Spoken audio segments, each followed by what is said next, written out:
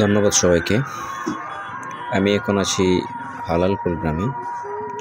আপনারা দেখছেন হালালপুর কলমা গ্রামের হরিনাম সংকীর্তন মহোৎসব। প্রতি বছর এখানে ফাল্গুন মাসের 15, 16 এবং 17 তারিখে এবং ইংরেজি ফেব্রুয়ারির 28 এবং মার্চের 1-2 তারিখে প্রতি বছর এখানে 3 দিনব্যাপী নামযজ্ঞ অনুষ্ঠিত হয়ে থাকে। এবং এই জায়গাটা হলো অষ্টগ্রামের যে কলমা ইউনিয়ন অবস্থিত, এবং অষ্টগ্রাম থেকে এখানে যেতে প্রায় 1 ঘন্টার মতো সময় লাগে।